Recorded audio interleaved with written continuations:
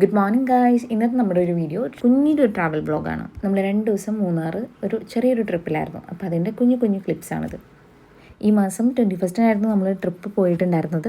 നമ്മൾ നേരത്തെ രാവിലെ ഒരു 4 മണിക്ക് തന്നെ വീട്ടിൽ നിന്ന് ഇറങ്ങിയിട്ടുണ്ടായിരുന്നു. അതുകൊണ്ട് തന്നെ മൂന്നാർ എത്തിയപ്പോൾ ആണ് നമ്മുടെ ബ്രേക്ക്ഫാസ്റ്റൊക്കെ കഴിച്ച് ആ ഒരു ടൈമിൽ ഒരു തിരക്കും ഉണ്ടായിരുന്നില്ല. നമുക്ക് റോഡിലാണെങ്കിലും ട്രാഫിക് ബ്ലോക്കോ കാര്യങ്ങളൊന്നും ഉണ്ടായിരുന്നില്ല. അത്യാവശ്യം ടൂറിസ്റ്റ് പ്ലേസൊക്കെ അത്യാവശ്യം നമുക്ക് കാണാനും തിരക്കില്ലാതെ തന്നെ നന്നായിട്ട് സൗകര്യമായിട്ട് കാണാനും ഒക്കെ പറ്റിയിട്ടുണ്ടായിരുന്നു. ഫസ്റ്റ് ഞങ്ങൾ പോയിട്ടുണ്ടായിരുന്നത് നോർമലി എല്ലാവരും പോകുന്ന പോലെ തന്നെ മാട്ടുപ്പെട്ടി, എക്കോ പോയിൻറ്റ് അങ്ങനെയുള്ള ഏരിയാസാണ് കവർ ചെയ്തത്. അതിൽ ഏറ്റവും ഞങ്ങൾക്ക് എന്താ പറയുക ട്രാവൽ ഏറ്റവും ബുദ്ധിമുട്ടായിട്ട് തോന്നിയത് ഈ മാട്ടുപ്പെട്ടി ഡാമിൻ്റെ എക്കോ പോയിൻറ്റിൻ്റെ ഒക്കെ ഏരിയസിലായിരുന്നു. കാരണം തീരെ വെള്ളം ഉണ്ടായിരുന്നില്ല, അതുകൊണ്ട് അവിടെ ആക്ടിവിറ്റീസും ഒന്നും ഉണ്ടായിരുന്നില്ല. അതേസമയം കുണ്ടൽ ഡാമിൽ അത്യാവശ്യം വെള്ളമൊക്കെ ഉണ്ടായിരുന്നു, കുഴപ്പമൊന്നും ഉണ്ടായിരുന്നില്ല.